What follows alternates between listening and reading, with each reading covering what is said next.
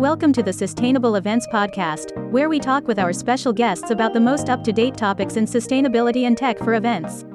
This podcast is powered by Circular Unity, the company accelerating a future of sustainable smart events.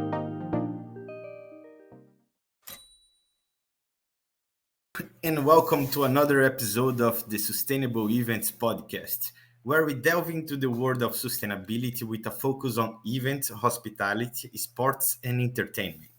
I'm your host, Eduardo Lebre, a sustainability advocate with a mission to help companies become more sustainable and successful. You can learn more about our work at Circular Unity and follow our podcast on YouTube, LinkedIn, Apple Podcasts, and Spotify. Today, we have a very special guest with us, Natalie Lowe. She is the founder of the Sustainable Events Forum. Natalie is a trailblazer in the field of sustainable events. She dedicated her work to sparking ideas and motivating people to take action on the environment through sustainable events. She is based in St. Catherine, Ontario, Canada, and her work has had a significant impact on the events industry, aligning efforts around four pillars: educate, collaborate, inspire, and act. Natalie, welcome to the I Sustainable am Events thrilled to be Podcast. here. I It am is the thrilled bright to spot have on my you Monday with me morning, today. Eduardo.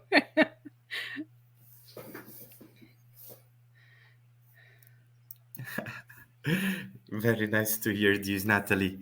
Natalie, so I introduced yourself. If you can tell our listeners a Yeah, little bit about absolutely. yourself and Absolutely. your work for us So, to like start, most of that your would be listeners, amazing. I'm an event professional. I ran a destination management company for many years.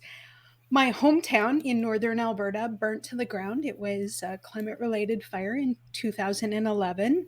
And I would love to tell everyone that that was my big wake up call, but it actually took me about 6 or 7 more years. It was the years when my son's we play hockey in Canada. It's cold here. And it just wasn't cold enough at winter time to have an outdoor rink. And we had brown Christmases in Canada, where I had never encountered that in all of my years, right? I'm in my Wow. 50s now. We have grown children. I had never had a Christmas where we could see our brown lawn. And it scared me. And I knew that I was doing everything personally to sort of address climate change, but I knew that my practices at work in my business were. I'm an event professional From like most where of you you, wish. and I realized that what I was doing at work was not helpful to the planet. Although at home, I was so careful about everything that I was doing. And I thought, people come to events and they come with an open mind and they want to learn. So why not use what we do at events as an opportunity to normalize low emission behavior? And my family's all in oil and gas. I come from the oil and gas region of Canada. We just started to see where perhaps that way of life was not going to be sustainable going forward for our children. So it was a little bit aspirational and a little bit desperate that, we were starting to have brown Christmases in St. Catharines, where I live, which is very south in Canada. I'm originally from very north, but it shocked me and scared me into action. And if I, coming from my background in oil and gas, I grew up in what we call the oil patch. I knew nothing about sustainability. If anything, I should act as inspiration. If I can figure it out, trust me, the rest of you can figure it out. And I'm a little bit shocked that people are so warm and receptive to what we're trying to teach them. Eduardo, you and Alberto, align with that. And it's actually been a great journey. A little bit sad sometimes. I wish we were making faster progress, but my strategy going forward my strategy going forward is that I feel you. I don't want to be everyone's guru. I want to create a whole bunch of little or not so little people who will take leadership roles in their area of influence. So I'm really here to help support everybody else become a sustainability expert or influencer in their own right.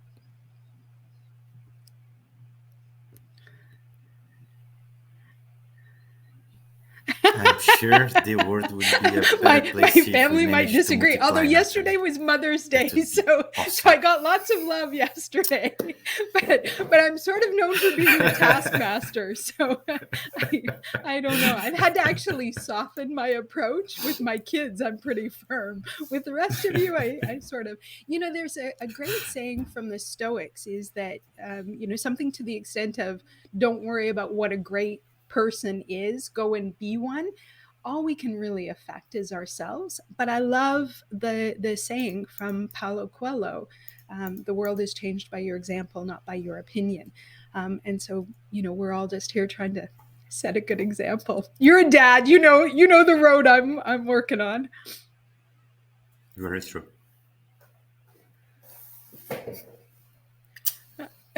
I know. I was just helping to feed little Leo a Ours few is minutes ago, graduating from running to come to university the podcast. on Wednesday, so I'm on the other end. All right, that is great.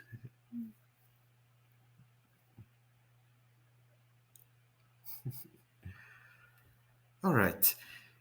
I would like to ask you, Yep. Natalie, about the Sustainable Events Forum, the four pillars that caught my attention.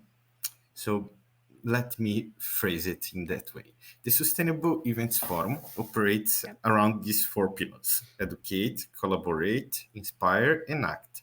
Could you maybe share with us some specific examples of how these pillars have guided Yeah, absolutely. your work and the Those initiatives of pillars the were hard Sustainable Events fought. Forum? My co-founder Candace Telsram and I wrestled with them quite a bit, but they really came from our personal journeys. Is that first, you need to become educated. You need to actually understand not just what the problem is, but what the causes of the problems are. And what we saw out there was a lot of tips and tricks, but not a lot of causation and results, right? We're like, what are we actually doing that is causing the climate to change, and how do we hit at the core? So number two, inspiration really came from This is a great question. yeah, How can absolutely, events be used to absolutely. influence But the behavior of climate crisis? once you become educated, the reality is that you actually become somewhat depressed. It's not fun to learn about these things or to be encountered with some of the harsh realities. Absolutely, it is. Absolutely. I mean, there have been The times, truth is Melissa scary. Radu from Explore Edmonton and I joke about, our wine-induced IPCC reports. You read the report. Sometimes, Eduardo, I read those reports. I just want to put my head down on my desk and cry. Like, it's just horrible. So, number two comes from the fact that we need to be inspired. There are people out there that are making great change. And if we aren't aware of it, and if we don't see other people producing this change, we'll get stuck in that climate anxiety, that climate depression. So, number two, inspiration, is really to pull you out of the doldrums that you get after you become educated. Then collaboration came about because what I found was that there were people out there who knew a ton about sustainable events. But when I reached out to them, they were either too busy or too focused on other things. There wasn't a lot of collaboration going on. And you know that if you and I join forces collectively, we can get so much more done. And so we really felt that collaborating with everybody that we could was important. And you'll notice when we do our events, when we reach out, we don't consider anyone our competition. We consider them co-collaborators. We're all trying to better the planet. And so we have to work together. And that extends to people who sometimes maybe aren't at the same stage in their education as we are. Maybe they're, still worried about plastic water bottles, and that's great. That's a good thing to be worried about. But we can help them and they can help us. Right. So, it goes back to that adage, because I come from the hotel industry. A great chef told me once, you can learn from everybody. I learned from my dishwasher. right? So the dishwasher is the low man on the totem pole in the kitchen, the chef's at the top, and the chef thought he could learn things from the dishwasher. And I believe that I can learn things from oil and gas companies, how they sell greenwashing. It gives me insight into how we can sell sustainability. So everybody's a teacher, right? And then number 4 is, at the end of the day, if exactly, It's a right? matter of A how you tool is a use that tool, right? Are you knowledge, going to use it right? for good or for evil? And not that I think oil and gas people are evil, but they have a different perspective, certainly, than I do. But number 4, at the end of the day, I know a lot of people who know a lot of things, but what are you actually doing? And this cements, if you want to get something done on site, go to the planner, right? The event people, we're used to getting things done because all of that planning has to result in action. An event has to happen. And it's the same with sustainability, is that if we learn everything and get all inspired and find partners, but we don't actually do anything, nothing's going to change. And so we say that they need to be used sort of in order, but it's all for naught if you don't put it into action. And that's why at every single one of our events, we ask people to make pledges on steps that they'll take. And we always ask our guests on our podcast to give, what is the one thing that you would suggest someone does? What is the action? So those are our 4 pillars. Sorry, I get a little excited about them. Yeah. This is great, so Yeah. they can take forward. That made me think.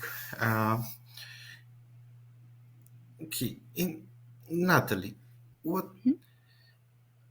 we talked about the 4 pillars, and now on the act part, how event professionals, even the ones that already have knowledge, how what they can do, for example, to influence their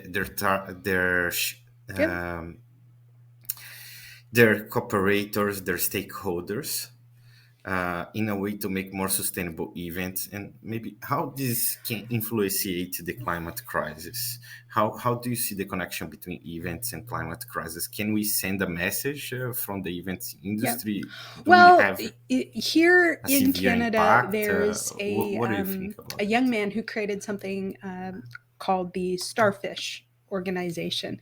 And he's been around for a long time. And it goes along with the story that someone was walking along a beach and there were starfish that were stranded as the tide had gone out. And he picked up the starfish and he threw it back into the water. And somebody came up to him and said, "What? Like, there's hundreds of starfish. Why are you doing this? It won't make a difference." And he said, "Well, it made a difference to that one." So when we talk about, what impact can the events industry have, I always bring back to, it's really, at the end of the day, what impact can Eduardo have on Natalie, right? What impact can Natalie have on one other person who can then impact? So I bring it back down to the personal. And I think what event planners and producers and suppliers and vendors and venues and destinations can do is talk about the things that they're already doing. So much that we are doing is underneath the sight line of our attendees, right? We're composting, we're making better choices. And we need to talk to our attendees about what we are doing and about how their choices are affecting things. And I think that happens in 2 ways. You either tell an emotional story or you give them the data and let them create their own story around that data. So I think that events allow us to normalize low emission behavior. It's the norm, or it should become the norm, that you separate your food waste from your other waste, right? That you're walking to the venue instead of taking a taxi for that 20-minute walk, right? And that you start to make those small changes. Ultimately, what you want to do is create enough of a groundswell of movement that you create what's called a tipping point, right? That we become norms in our industry. Then you go home and you think, well, if I'm composting when I'm at that conference, I should just be composting at home. Or if I'm being careful about my food waste, what are they doing that can then affect us? But I think that change always has to be one-on-one. Right now, what I am telling event people is you already know what to do. Stop trying to sell people on it. Stop asking for permission. Stop using your attendees and your stakeholders as an excuse and just do it. Like, who seriously is going to have a problem if you start composting at your events? Nobody. So just do it. Just do it already. Exactly. Exactly. So I hope that wasn't Nobody. too long-winded. Those are all the things you should do. So absolutely. That even Well, might make I don't some know. people Composting happier. is kind of icky, although I do it at home. And I have to tell you, so the first year that I composted in the wintertime, I did it in our garage. I didn't use worms or anything else. I'm a chemistry person, so I use the chemistry. I don't think I've been that proud of anything since I gave birth. I was like, look at the compost I made. It was a little silly, actually. I'm embarrassed now and how proud I was of the dirt I made. My new baby. But it was, it just kind of brings you back to. I would say that this is a great skill. A long time Yeah. ago, I had a course, a permaculture course back in Brazil, and has been very, very enlightening for me how you can use agriculture and land to have a life outside of these mass produced the food that we get in the supermarket in first, and when it's planted in a regenerative way according to the local plants, the local environment. It's really Absolutely. these kinds of skills, I believe it should be taught at school for kids. Every kid should learn how to do composting, how to plant their own organic garden at home, for example. Talking about skills, let's try to think about some skills for the future of sustainable hospitality events industry. What skills do you believe are essential for planning sustainable business of the future? How can professionals equip themselves with those skills? Right. Here is I more think to right those now that we're full of tips and tricks, they don't know much and I yet. think it's a distraction. Right? I think if you want to understand something, you go back to what are the principles. And there are two things that create the principles of sustainability. So first of all, understanding exactly what sustainability is. It's basically, and I would ask this question the next time I'm speaking. It's sort of the new analogy is that if you and I were going through the buffet line and you were ahead of me at the event and I was the last person, would you take everything that was left or would you leave some for me? You would leave some for me because that is your human instinct, right? Is that you're like, well, I'm not going to take the last piece. If there's only one left, you probably cut it in half and share it with me or leave it for me, right? So the concept of sustainability is exactly like that, is that what are we leaving for our children and our grandchildren? Right now, we're going through the buffet line and we're taking everything, right? We're not leaving anything for the people coming behind. Exactly. Right. And then we can't, that's the old saying, your eyes are bigger than your stomach, right? And then we take it back and we can't finish it anyways, but we still didn't leave anything for anybody else.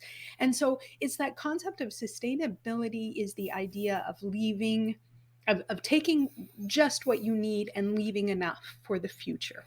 Right. And that also allows, when you leave that little bit, it allows it to repair and self-propagate, right? We're decimating forests that can't then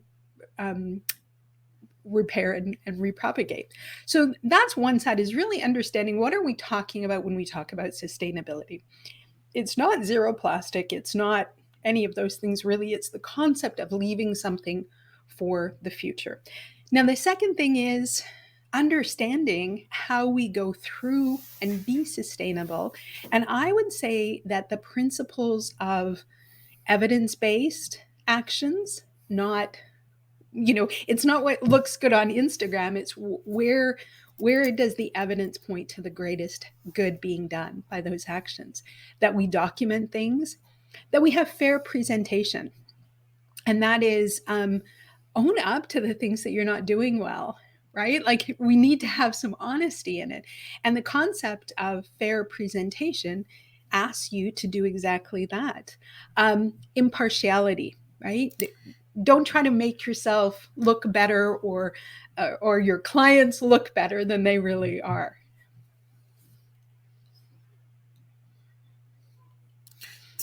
Sometimes this is just so hard, right? Like, people never want Yeah. to show what they are not good at or what they still have to improve. They are always trying to show the best side Those of you, people have not raised without teenagers. the ugly side of it. Sorry. But I really believe that Trust me, Eduardo, being... your baby's going to grow up to be a teenager and tell you all your flaws.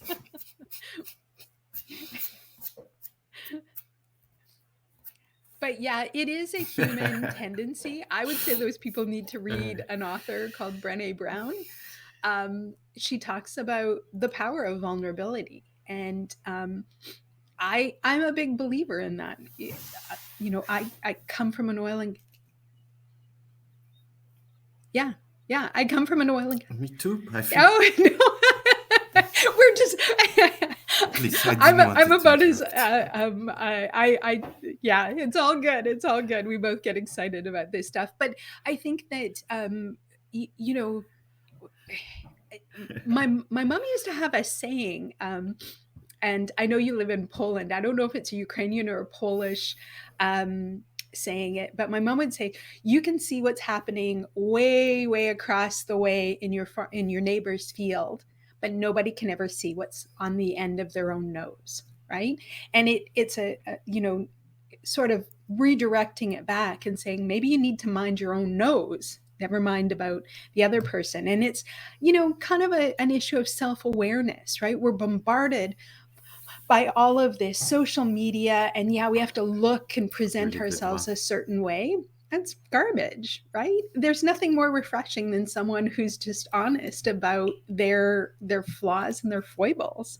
Totally. And I think when it comes to sustainability, in some cases, if we operate businesses, it's a matter of avoiding litigation by being honest, right? The Competition Act. Absolutely. Can I quote something that a very smart person told me once? I think that was you on one of our last conversations about the case of about Patagonia. the 30-something% of their workers. Yeah. So on their website, they acknowledge that not all of their workers in all of the factories that produce their goods make a living wage, but it's something that they're working on. And that truth creates brand trust. And there is nothing more valuable to a modern company than brand trust.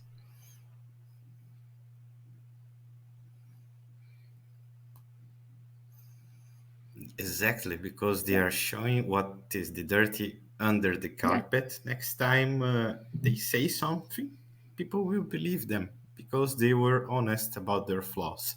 So there is something very powerful about being transparent, even if you are afraid sometimes of showing the worst side of your business. It might come for something good. It can Absolutely. A number of years before the pandemic, I started going to, and they have sort of a naughty name, but they're called F-Up Nights. It's actually the proper word. And it's actually a tech industry thing where what happened was tech relies on innovation, creativity, making bold moves, right? In order to, you live in the tech sphere, so you know that. And people were getting paralyzed by the idea that maybe they weren't the next Bill Gates or Zuckerberg, right? And so then they got paralyzed and they stopped trying. And so they wanted to normalize the concept of failure is natural, right? Jobs failed many times. He wasn't good at a whole bunch of things. And to sort of relax us around the idea that you're going to try some stuff and it's not going to work, right? And, I think it was Thomas Edison had said, when he had yet another failed experiment, yeah, I just discovered another way that the light bulb does not work. Nine times. So, and one of yeah, absolutely. He discovered way more ways that the light bulb doesn't work than ways that it works. Vibes. And the vibe around TSEF is we're gonna mess up.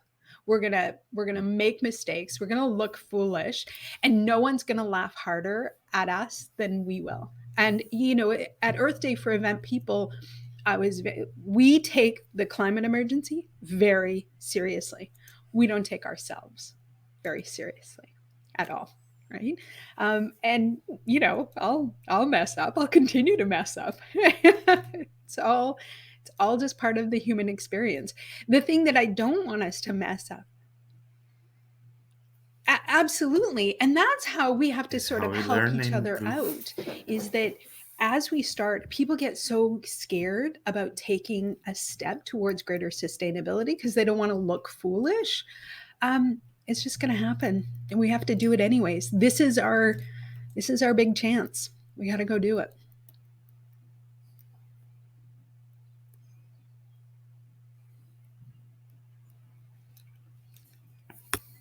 Well said.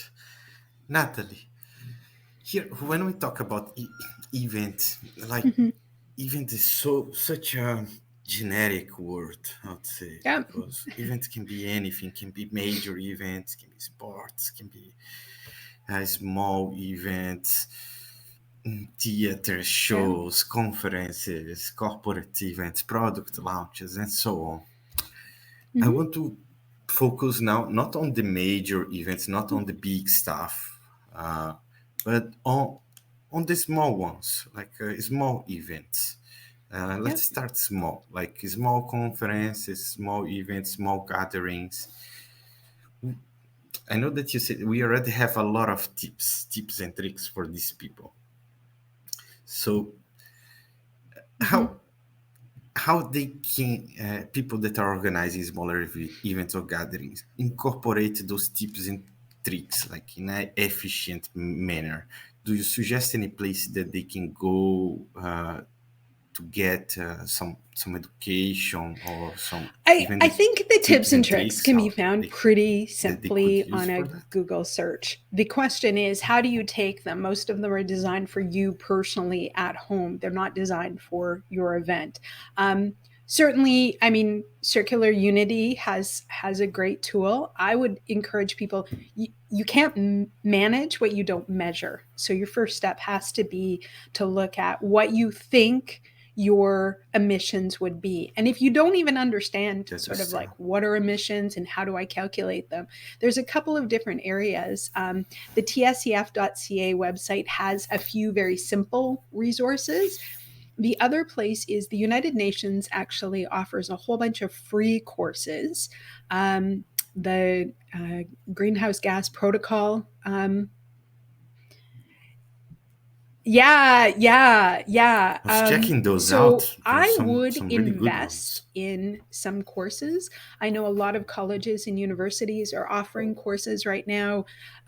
We have an online course that is really designed sort of for sort of basic understanding, how does climate science work and where does it show up in the events world. But I think if you're going to do it, dive in and start doing an emissions calculation. It's really the best place to go.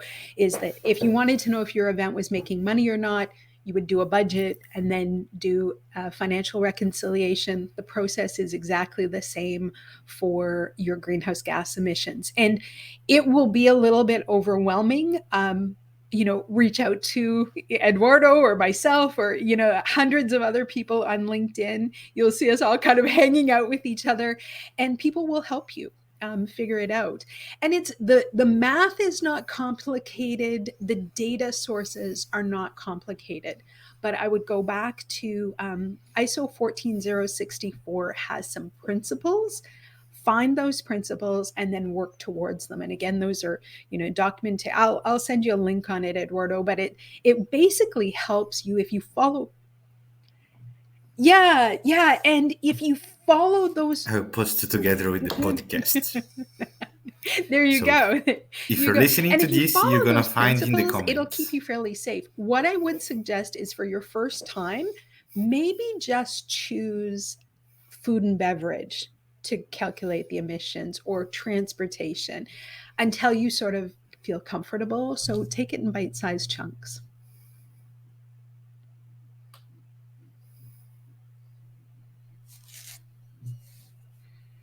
Great advice. There is an event that I'm working with.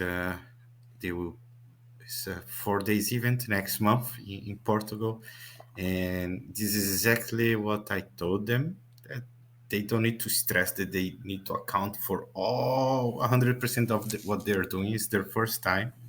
Let's pick what the materiality assessment tell us that is the most pressing issue. Yeah, it's going to be for 90%. Exactly, travels and the food. Yeah. And, I like where you're looking at, because the big events, there aren't that many of them. Whereas every day, all around the globe, there are hundreds of thousands, probably millions of smaller events going on, right? Like you said, sales meetings, conferences, trade shows, all kinds of smaller events in niche areas. And if we can get, if we can get everybody to start being concerned about food waste, then we start to move the industry forward, and that becomes a norm. And that's really, if we're looking at making big change. Zero Waste Chef had a really interesting take on it. And what she said, it's Canadian, she'd posted on Zero Waste Chef. And what they had said was, new for me. if you or I, Eduardo, took 1 million steps towards sustainability, what would we affect? Really nothing. But if 1 million people take one step forward, we actually create systemic change. And that's what we want, because you have two ways of creating change. Motivation, right? We get up every day and we feel motivated to do something, or the system around us just does it, right? Like recycling has become a systemic change. We put it out every week. We won't get into, the pros and cons of recycling, but for better or for worse, it's created a change in how we function as a society. And that's what we want. What we'll have to do is we have to change our systems, because right now our systems use up too many resources.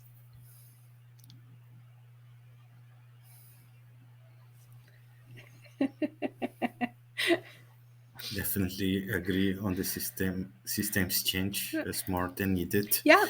It passed too much time to start changing, I would say.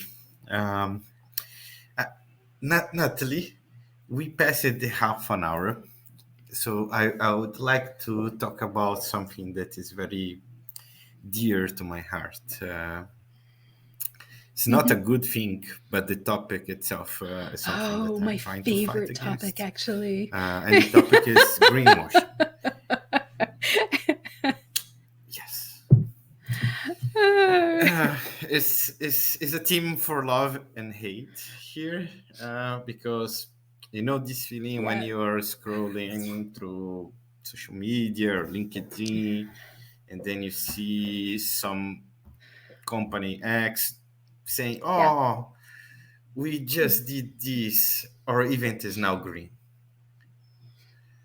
and without giving any kind of hard proof data or access to any kind of report or anything. This you know what? So much. I have I don't two know how about reactions to you. How that. do you feel? So, you know, the little devil and the little angel that sits on your shoulder.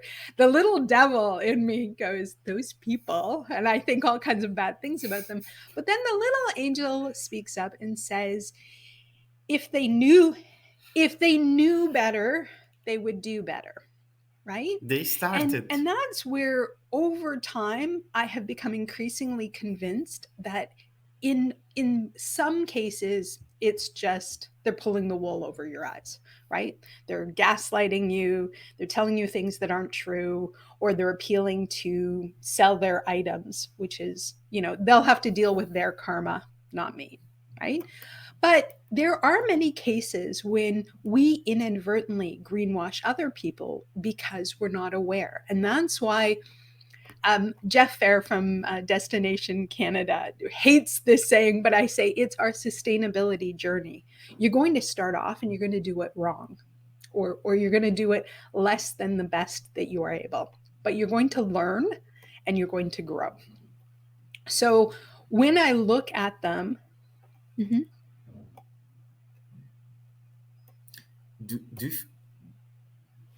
Just to input 20 cents of comment here, Natalie. Do you think maybe this fear of being taxed as a greenwasher sometimes stop business to do I the think right it's an thing, excuse, to take the first steps? right? It's you don't see people in polluted cities saying, I'm not going to breathe because I might breathe something bad in, right? So it's just an excuse. And we humans, we love a good excuse, right? Better, right? It's better not to open your mouth and remove all doubt that you're a fool, that old saying. But we're using it as an excuse not to act, mostly because I use the term lazy, but it's a little bit more complicated than just being lazy. But it's easier to do nothing than to try and do something and to correct it. But you know, if we're stuck in this knife's edge, Eduardo, because if people knew how dire the situation is, we hope that they would act. But indeed, what happens with some people is that they're overwhelmed. So when we communicate about sustainability, we're scared to be truthful with them about how serious the problem is because we don't want to trigger them. You know, Catch 22. You know, it's a bit of this fairy tale story. I don't remember which one right now. This fairy tale where someone tells a lie, right, and then tells the a little lie, boy and then who tells cried a lie, wolf. then this person is in danger and no one believes, and yeah. then it dies. Yeah. Yeah, something like this. So many yeah. doomsday things yeah. going on. Well, that you know, now it's that there's something true. Robert Thompson at Earth Day for Event It People. seems He that talked people still don't about, believe. you know, all those people out in the streets yelling at us that the end is near. Turns out they're climate scientists, right? It's true, and we come up with every excuse not to act. Now, for sure, the fossil fuel industry has their self-interest first and foremost. Now, the fossil fuel industry is made up of concerned people, but they're part of a broader span. I think most people want to do the right thing and that they are smart enough and think critically enough to know that we need to find a way out of this. So this is why I think that, you know, grassroots action will be a better way to turn the tide than sort of some big mandate. You know, governments will have to regulate. The EU has certainly regulated. Not fast enough for me, too fast for other people. The SEC is still working. Yeah, but you know enough, what? definitely. What really changes quickly Please do it faster. Are people's buying patterns. And so I know as a business person, there are two ways that businesses change, either an internal change or an external change. Nothing changes business faster than when people say, I'm not buying your stuff because I don't like the way it's produced, or I don't like the effects of its production, or I don't like what it's produced from. So if we use our consumer power wisely, we will start to see broad changes. And you're starting to see, I mean, I used at Earth Day the example, right? It was the oil and gas company asking for your climate pledge. And then, the guy who says, I pledge not to spill 4.9 million barrels of oil in the Gulf of Mexico. You didn't see that 2 or 3 years ago, right? And now they're just calling them out on their greenwashing. And so, when you have a sustainability plan, please, event people, keep it away from the marketing people. I say this as a marketing person. We are trained to put spin on it, and we need some honesty, and we need some refreshing honesty.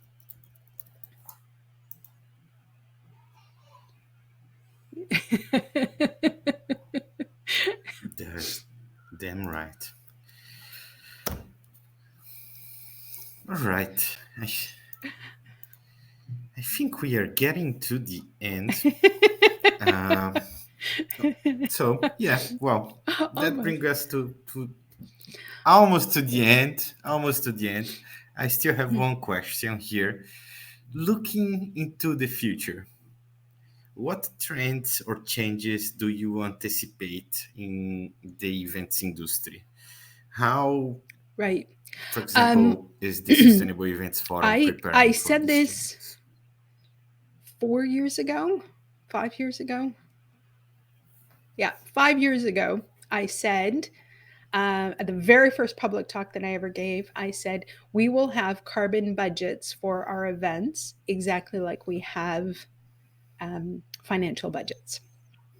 You can't make a net zero commitment and fulfill it if you don't have a carbon budget for your scope 3 emissions.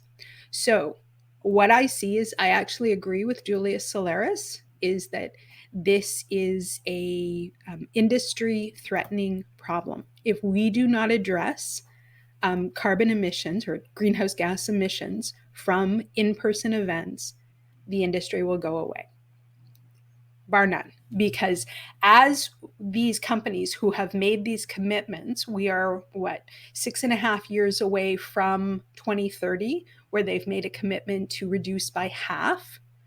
As they get closer and closer to that deadline, what will be easier? Retrofitting your factory or your manufacturing or your value chain, or reducing your travel and your in-person events? Right? One of them is a stroke of the pen. The other one is capital investment over many, many years. So we as an events industry have to take this very seriously, and we have to start doing the math. So how TSEF is getting ready for that is, we have gone from here are your tips and tricks to these are the principles that your verification of your emissions data will be checked against. Start to align yourself with those principles, right? Make sure that your data is evidence-based. Make sure that you've got documentation. Make sure that you are fairly presenting the things that you are doing and not doing, right? So we need to align ourselves in that area. And then we need to start actually just doing the math. So that's what we see coming forward, is that the measurement and reporting of emissions data will become the norm.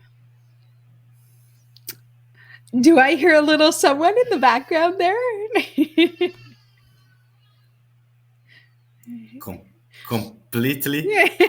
Completely agree with what you just said. And yes, here in the background is my little one, Leonardo. It seems that he just wake up. And with Absolutely. that, well, it brings us to the end of another enlightening episode of Sustainable Events Podcast. A huge thank you to you, Natalie, for sharing your invaluable insight and experience in the helm of sustainable events. It's clear that the work being done at the Sustainable Events Forum is truly making a difference in our industry. Thank you for that. For our listeners, remember that every action we take towards sustainability counts, no matter how small. Let's continue to educate, collaborate, inspire, and act. Most importantly, act. Don't forget that. For a more sustainable future in the event, hospitality, sport, entertainment, and all the other industries. I'm Eduardo Lebre, your host, reminding you that you can find more about our work at circularunit.com and follow our podcast on YouTube at Sustainable Events Podcast. You also can find us on LinkedIn, Apple Podcast, and Spotify. Don't forget to check out Natalie's work at the Sustainable Events Forum as well. I will drop the link here below in the comments. And thank you for tuning in. We look forward to bringing you more conversations on sustainability in our next episode. Until then, stay green and keep striving for sustainability. Goodbye. Welcome to the Sustainable Events Podcast, where we talk with our special guests about the most up-to-date topics in sustainability and tech for events. This podcast is powered by Circular Unity, the company accelerating a future of sustainable smart events.